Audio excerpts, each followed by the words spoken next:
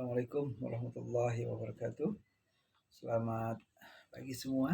Semoga Anda selalu sehat, selalu dalam rahmat dan kasih sayang Allah Subhanahu wa taala tentunya. Alhamdulillah. Alhamdulillahillazi arsala rasulahu bil huda wa dinil haq yujhirahu ala dini kulli wa kafa billahi syahida. Asyhadu an la ilaha illallah wa asyhadu anna Muhammadan abduhu wa rasuluhu amma ba'd. Allahumma shalli ala sayyidina Muhammad wa ala ali sayyidina Muhammad kama shallaita ala sayyidina Ibrahim wa ala ali sayyidina Ibrahim wa barik ala sayyidina Muhammad wa ala ali sayyidina Muhammad kama barakta ala sayyidina Ibrahim wa ala ali sayyidina Ibrahim fil alamin innaka Hamidum Majid. Sadaqallahul azim wa sadaqa Rasulullah sallallahu. Saudaraku para dermawan dimanapun Anda berada, pada hari ini Allah masih memberikan kepada kita nikmat sehat, nikmat iman, yang mana nikmat-nikmat tersebut adalah nikmat yang sangat luar biasa yang patut kita syukuri kepada Allah Subhanahu wa taala. Alhamdulillah ala kulli hal. Salawat dan salam senantiasa bagi Nabi kita Nabi Muhammad sallallahu alaihi wasallam. Kita juga untuk para sahabatnya yang tercinta, keluarganya, kemudian tabi'in, tabi'ut tabi'ihim, ihsanin ila yaumiddin, dan kepada orang-orang soleh yang menjadi pengikut beliau, beritiba contoh beliau sampai hari kiamat insyaallah. Saudaraku yang dirahmati Allah Subhanahu wa taala, pada kesempatan kali ini kembali kita hadir di YouTube ini membacakan tentang kitab Fadilah Amal yang ke-5, yaitu tentang kisah-kisah sahabat Nabi, yaitu tentang kisah Islamnya sahabat Rasulullah mulia Sayyidina Abu Dzar Al-Ghifari. Sayyidina Abu Dzar Al-Ghifari radhiyallahu anhu ini adalah seorang sahabat yang sangat terkenal di kemudian hari. Ia terkenal antara dengan kejuhutan dan keilmuannya. Sayyidina Ali radhiyallahu anhu pernah berkata, Abu Dzar memiliki ilmu yang orang lain tidak mampu memperolehnya. Hanya saja dia menyimpannya. Ketika pertama kali ia mendengar kabar tentang kenabian baginda Nabi Muhammad SAW, ia mengirim saudaranya, mengutus saudaranya ke Mekah untuk memastikan berita itu. Pada saudaranya ia berkata, apabila ada orang yang mengaku telah datang wahyu kepadanya dari langit, maka selidikilah keadaannya dan dengarkanlah baik-baik setiap perkataannya. Maka saudaranya pun pergi ke Mekah. Setelah menyelidiki keadaan di sana, ia pun kembali dan melapor kepadanya. Aku melihatnya memerintahkan kebaikan dan akhlak yang sangat mulia. Dan aku mendengar ucapan yang bukan ucapan ahli syair atau ucapan ahli sihir, kata saudara ini. Abu Dzar tidak merasa puas dengan laporan ringkas dari saudaranya. Ia memutuskan untuk pergi sendiri ke Mekah. Setibanya di sana, ia langsung menuju Masjidil Haram. Ia belum mengenal baginda Nabi Muhammad SAW. Ini ia berpikir pasti tidak akan aman jika menanyakan tentang keadaan baginda Nabi SAW kepada orang, hingga kepada orang maksudnya. Artinya dia nggak merasa nyaman kalau mau menanya tentang Nabi Muhammad SAW ini kepada orang-orang. Nah, maka hingga petang ia terus tinggal di Masjidil Haram dalam keadaan seperti itu. Di hari pertama, ketika hari sudah mulai gelap, Sayyidina Ali radhiyallahu anhu melihat ada seorang musafir asing. Dan pada masa itu menunaikan hajat para musafir, orang-orang miskin, orang-orang asing sudah menjadi kebiasaan masyarakat Arab. Sayyidina Ali radhiyallahu pun membawa musafir itu ke rumah dan menjamunya. Tetapi Sayyidina Ali radhiyallahu anhu merasa belum waktunya bertanya mengenai siapa dan apa maksud kedatangannya musafir tersebut, karena juga dia tidak mengemukakan maksudnya kepada tuan rumah. Jadi Ali belum bertanya apa-apa, dan tamunya Abu Dzar Al-Ghifari ini pun belum mengutarakan maksud keinginannya. Itu pada hari pertama. Pagi harinya ia kembali ke masjid Ali. Keadaan tetap seperti itu. Sayyidina Abu Dzar tidak menemui baginda Nabi SAW karena dia belum mengenal yang mana Nabi, dan dia masih menyembunyikan maksud tujuannya. Dan dia juga nggak bisa bertanya kepada siapapun. Kemungkinan besar hal itu disebabkan berita tentang permusuhan orang-orang kafir yang begitu besar pada baginda Nabi SAW yang sudah tersebar luas. Nah, siapa saja yang berani menemui beliau akan disiksa dengan segala cara. Maka ia pun berpikir tidak mungkin menanyakan kepada orang lain mengenai keadaan Nabi Muhammad SAW yang sebenarnya. Dia juga takut jika ia bertanya kepada seorang, kemudian orang tersebut berprasangka buruk, tentu dia akan mendapatkan kesulitan di kota Makkah tersebut. Saudaraku, dimanapun Anda berada, maka pada hari kedua, Sayyidina Ali radhiyallahu berpikir, musafir asing ini pasti punya tujuan datang kemari. Mungkin tujuannya belum terpenuhi. Sayyidina Ali radhiyallahu pun mengajak kembali ke tamunya menginap dan menjamunya di rumah. Namun malam itu Sayyidina Ali radhiyallahu belum bertanya kepadanya. Malam ketiga pun sama seperti malam pertama dan kedua. Akhirnya Ali radhiyallahu bertanya kepada tamunya. Setelah udah 3 hari nih, apakah tujuanmu datang kemari? Setelah meminta Ali radhiyallahu untuk bersumpah dan berjanji akan menjawab jujur setiap pertanyaan. Jadi Abu Dzar ini minta supaya Ali jujur dulu nih ketika dia kalau menjawab, tapi tolong dirahasiakan. Gitu.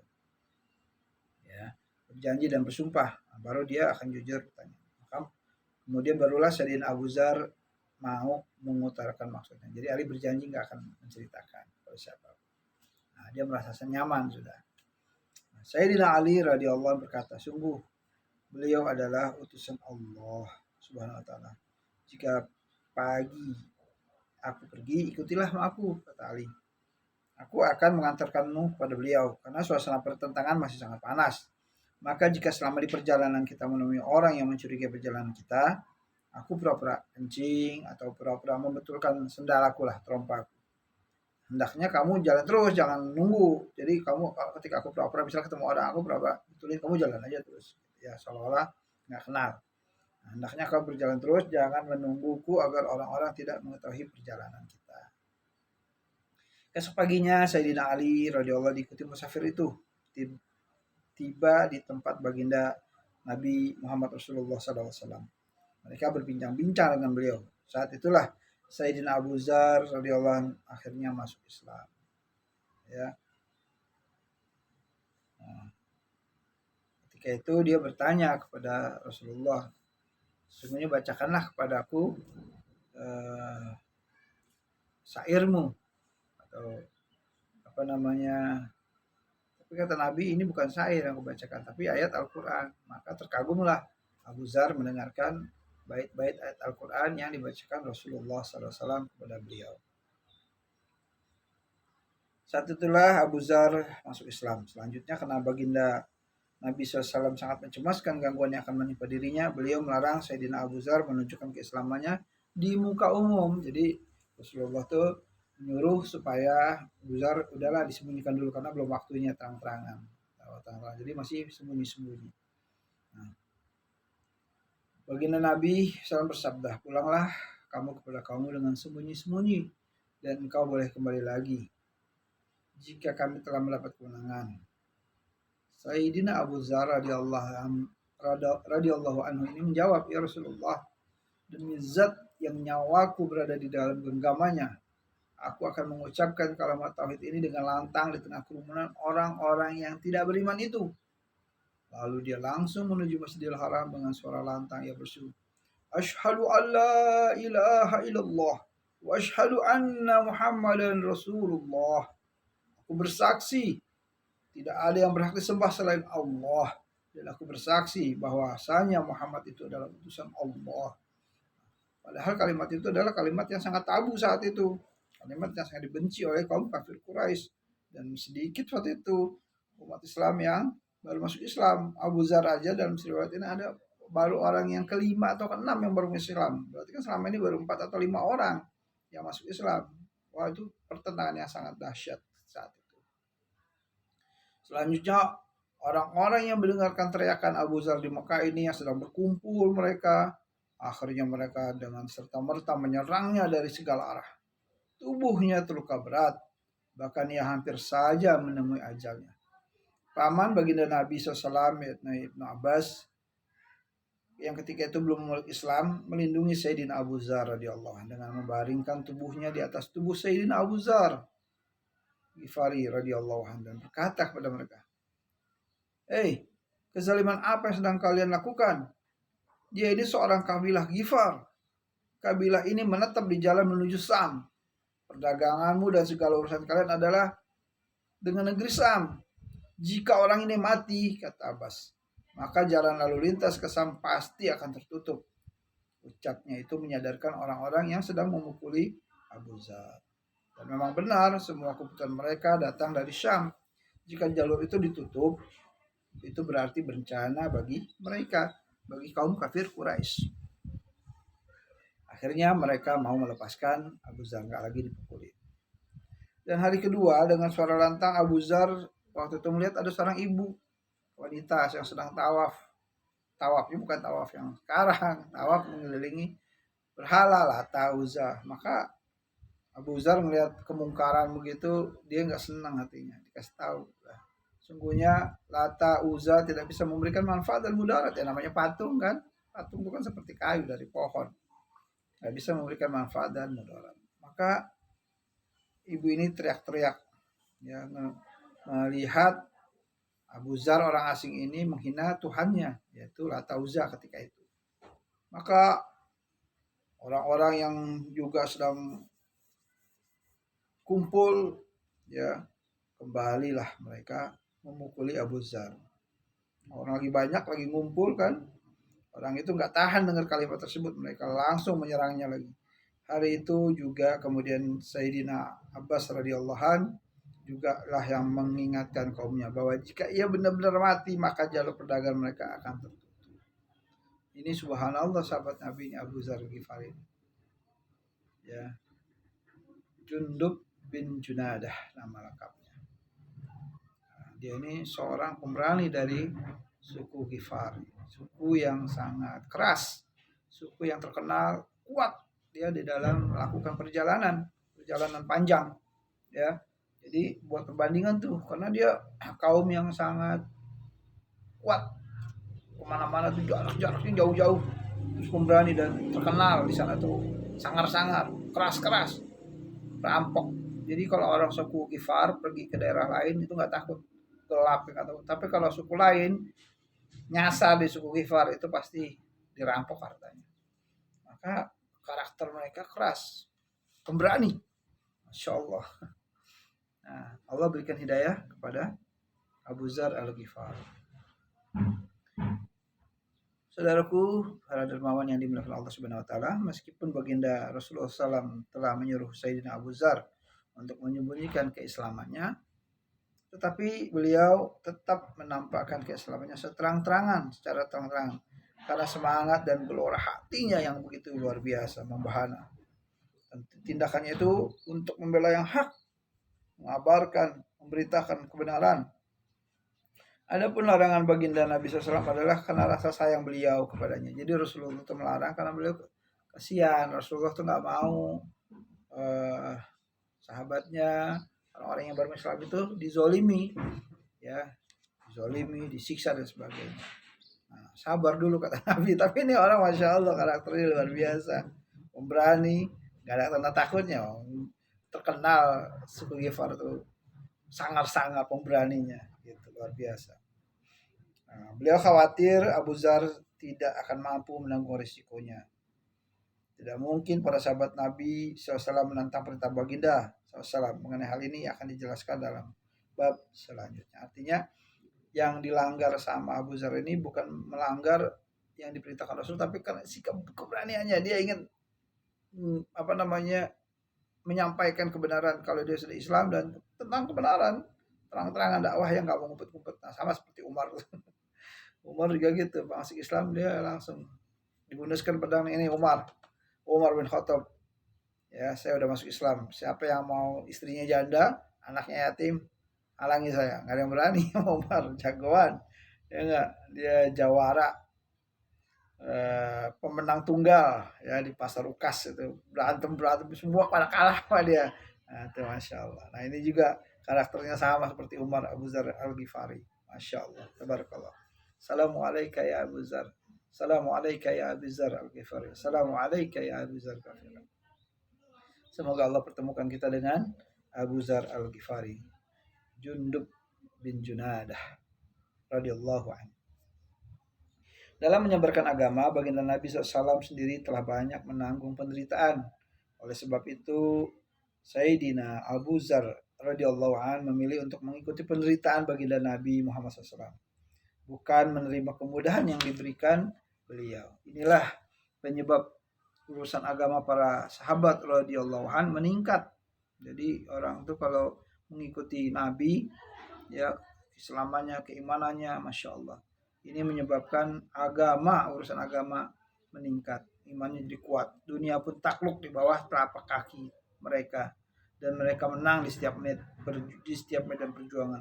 Siapapun yang telah mengucapkan syahadat sekali saja, ia berada di bawah naungan bendera perjuangan Islam. Tiada kekuatan sebesar apapun yang dapat menghentikan mereka, dan tidak ada kezaliman yang mampu menghalangi mereka dari menyebarkan agama. Jadi kisah Abu Zar Al-Ghifari ini sangat unik dan menarik. Ya, beliau tokoh sederhana. Ya, pernah Rasulullah bertanya kepada Abu Zar Al-Ghifari, wahai Abu Zar, seandainya ada seorang pejabat negara yang menerima upeti dari uang rakyat, apa yang harus kau lakukan? Ya Rasulullah, kata Abu Zar, akan saya tebas batang lehernya. Mendengarkan jawaban dari Abu Zar Al-Ghifari ini, Rasulullah tersenyum. Ya, dia tahu karakter sahabat yang satu ini keras, luar biasa, pemberani. Maka kata Rasulullah, maukah engkau aku beritahukan yang lebih baik dari itu? Apa itu Rasulullah? Kamu menunggu perintahku. Menunggu setelah kamu menemuiku baru kamu lakukan. Artinya kalau belum ada perintah dari Rasulullah, nah semenjak itulah karakter kerasnya mulai diatur dengan baik. Artinya ditempatkan pada porsinya. Jadi nggak asal-asal aja. Dan beliau suatu ketika pernah juga sama gubernur ingin diberikan, karena gubernur bingung kok ada suatu ketika ada utusan pergi ke rumah Abu Zar Al-Ghifari. Di rumahnya nggak ada perabotan. Loh, kok rumah kamu nggak ada perabotan? Kata seseorang. Maka Abu Zar mengatakan, perabotan saya sudah saya kirim ke surga. Masya Allah. Ya, kita ini di sini cuma sementara. Jadi nggak ada perabotan kayak kita kan ada TV, kulkas. Wah, spring bednya mahal, rumahnya, wah, Masya Allah. Nah, jadi orang-orang, Masya Allah, sahabat Nabi, ya Nabi pun mencontohkan demikian.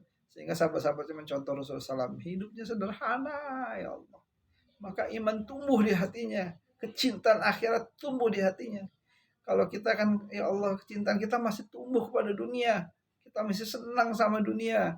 Kita masih gemar dengan kemewahan, dengan aksesoris semua ini. Coba Rasulullah bajunya berapa seumur hidup? Saya dengar, saya baca-baca itu cuma 3 kalau nggak salah. Masya Allah. Kita berapa banyak baju kita nih? Astagfirullahaladzim. Malu kita kan Allah. Udah begini kita kurang bersyukur. Udah begini kita kurang dekat sama Allah. Astagfirullahaladzim ya Allah. Berilah kami petunjuk ya Allah. Berilah kami selalu petunjuk ke jalan yang lurus ya Allah. Amin ya Rabbal. Nah, saudaraku yang dirahmati Allah Subhanahu wa taala, Abu Zar Ghifari ini memang sosok yang sangat pemberani, luar biasa. Sederhana, tawadu. Dia dijuluki juga ya ulamanya ya di zamannya. Karena kerendahan hatinya. Enggak pernah neko-neko. Ya pernah ketika ada di zaman Utsman bin Affan jadi khalifah, Utsman orangnya lembut, jujur. Khalifah yang ketiga, mungkin karena nggak enak sama saudara atau teman-teman yang pada memperkaya diri, nggak berani Utsman ini negur, ya ditegur sama Abu Zar Al-Ghifari. Abu Zar Al-Ghifari ini, Masya Allah, sederhana, sangat nggak punya apa-apa, Masya Allah. Suatu ketika dia mau meninggal, istrinya berkata, wahai suamiku, aku sedih, katanya. Kenapa engkau sedih, wahai istriku?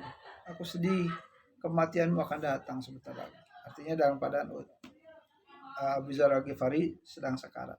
Jangan kau sedih, kata dia. Karena Rasulullah berkata, nanti aku akan ketemu ada sekumpulan orang yang datang musafir, ya, sekelompok orang datang dan dia nanti akan menolong, kata dia, karena istrinya sedih karena nggak punya kain kafan untuk mengafani mayat daripada sahabat Nabi yang mulia ini, masya Allah. Dan benar, ketika dia meninggal, datanglah sekelompok orang musafir yang dipimpin oleh Ibnu Mas'ud radhiyallahu anhu. Melihat jenazah mayat yang terkapar itu, Ibnu Mas'ud menangis dan berkata, benarlah Rasulullah SAW. Sesungguhnya engkau berjalan sendirian, kemudian engkau selalu sendiri, dan engkau meninggal sendiri, dan engkau akan dibangkitkan kelak sendiri. Nah, jadi nggak ada tuh orang-orang lain yang seperti Abu Zar, yaitu juga Rasulullah yang mengatakan. Dan benar adanya ketika kematiannya dia sendiri, ada orang, dan di pinggiran kota Madinah, di pojokanlah dia menyendiri bertakarub pada Allah, mendekatkan diri kepada Allah, mengingatkan orang-orang yang lalai, mengingatkan pejabat-pejabat yang tamak, rakus, serakah. Itu subhanallah. Ya, gerakan hidup sederhana yang dia lakukan, yang dia selalu gaungkan kepada orang-orang, dan dia membuktikan dirinya sendiri antara ucapannya, kata-katanya, dengan kelakuannya, dengan perilakunya benar. Sampai Rasulullah bilang, bumi nggak akan diikuti, langit nggak mungkin memayungi orang sejujur Abu Zar Al-Ghifari. Ya, yang dimaksud Abu Zar itu orang jujur kata-katanya. Ketika dia pulang ke kampungnya, dia berdakwah satu persatu, dia ajak dengan penuh kasih sayang orang-orang sebelahnya tentang akhlak mulia Rasulullah, indahnya Islam, tentang kebesaran Allah, kabur, sehingga masyarakat sekitarnya satu persatu pada masuk Islam, keluarganya dan sebagainya. Diawali dari istrinya, anaknya, semua pada masuk Islam. Sehingga suatu ketika di pinggiran kota Madinah ada sekelompok orang berbaris berjejer, disangkanya sekelompok pasukan perang ini. Katanya berasal dari kampung Gifar yang ingin mengutarakan syahadat kepada Nabi. Masya Allah, itu jasanya dari Abu Zar Al-Ghifari. Betapa beliau dengan kejuhutannya, kedekatannya kepada Allah, kecintaannya kepada Rasulullah SAW, mampu menggerakkan orang-orang kaum Gifar yang keras, yang bengis, yang kejam menjadi lembut, menjadi pembela-pembela agama Allah.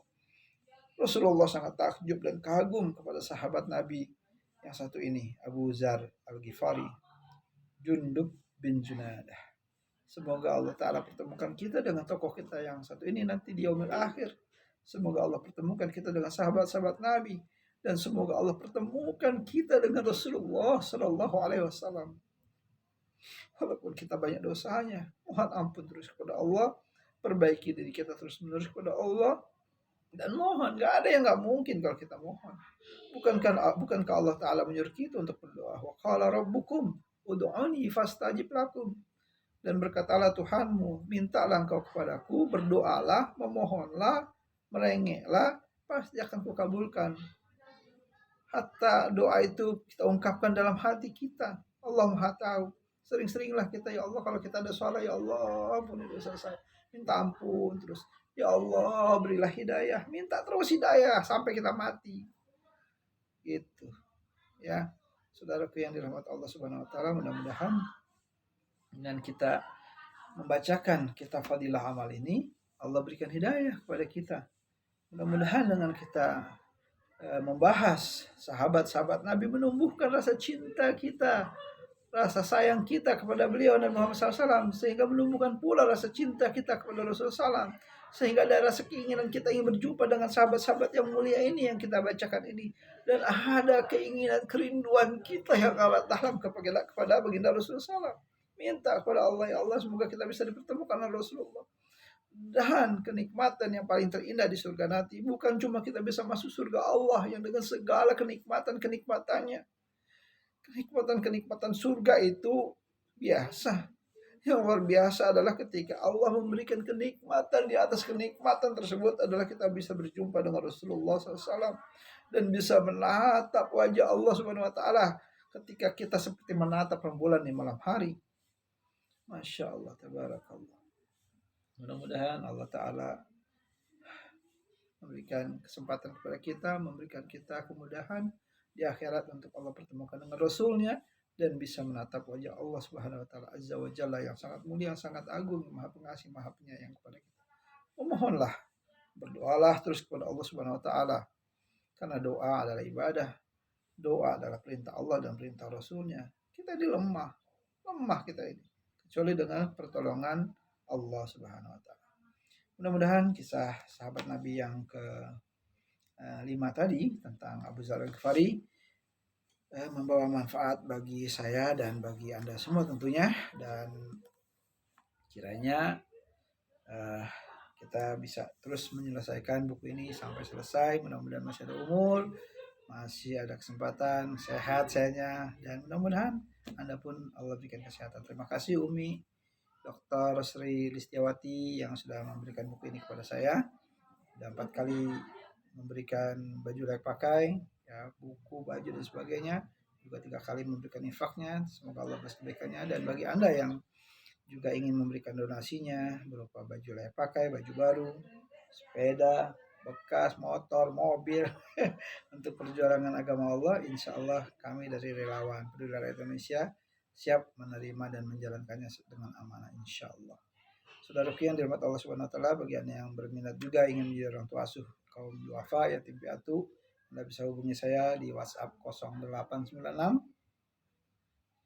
7164 9857. Saya ulangi 0896 7164 9857. Mudah-mudahan setiap kebaikan donasi yang Anda berikan akan memberikan Anda kesehatan, akan menjadikan anak-anak Anda menjadi anak yang soleh-soleha, suami yang soleh, istri yang soleha, rezeki yang lancar, penuh berkah, diampuni dosa, dilindungi dari bala bencana, diterangkan alam kuburnya, dilindungi dari siksa kubur sampai neraka jahanam, dan diberikan kemudahan kepada Allah untuk memasuki sebuah pintu khusus para dermawan, yaitu pintu surga yang paling luas, yang paling lebar, yang paling besar, pintu as-sakhaya. Amin ya rabbal alamin. Itulah yang dapat saya sampaikan. Kalau ada kata-kata yang salah, mohon maaf dari saya, Muhammad Ridwan Hamzah. Kalau ada yang benar, datangnya dari Allah Subhanahu wa taala. Subhanakallahumma wa bihamdika asyhadu an la ilaha illa anta astaghfiruka wa atubu ilaik. Assalamualaikum warahmatullahi wabarakatuh.